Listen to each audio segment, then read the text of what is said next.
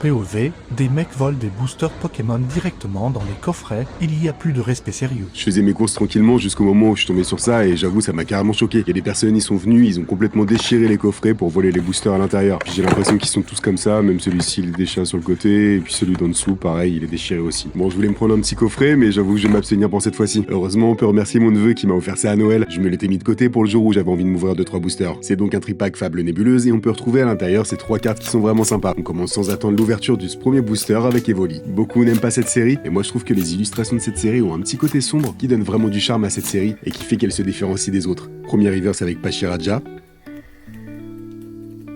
Pas d'air ici, on a Megavolt. Et un joli Zoroark en holo. On enchaîne tout de suite avec le deuxième booster. C'est vrai que ça se voit que Pokémon Company ont essayé de faire quelque chose de complètement différent avec les couleurs de cette série. Quand on compare ici aux autres ETB, on voit tout de suite que celle de Fable Nébuleuse sort du lot. Je comprends que ça puisse ne pas plaire à tout le monde, mais moi j'aime beaucoup cette association de rose et de vert. Dis-moi en commentaire, je serais curieux de savoir ce que toi t'en penses. Toujours pas d'ailleurs sur ce deuxième booster, on a Crado pour en reverse. Ah, et enfin une jolie carte, Hipporoi X. Je crois que c'est ma carte X préférée de cette série. Allez, là ça m'a remotivé, j'espère avoir au moins une AR ou une alternative pour ce troisième booster. Bon, pour reparler des vols dans les grandes surfaces et dans les boutiques, certains n'ont visiblement pas compris, mais c'est complètement inadmissible de faire ça. Surtout que certains coffrets ont juste été simplement éclatés et aucun booster ont été pris à l'intérieur. Et du coup, les articles sont complètement invendables. C'est quand même fou d'en arriver là et que toutes les boutiques soient obligées de mettre les cartes Pokémon en vitrine ou sur surveillance constante à l'accueil ou autre. Bref, on arrive à la troisième carte et oui, on a une nouvelle carte ultra rare avec Favianos X.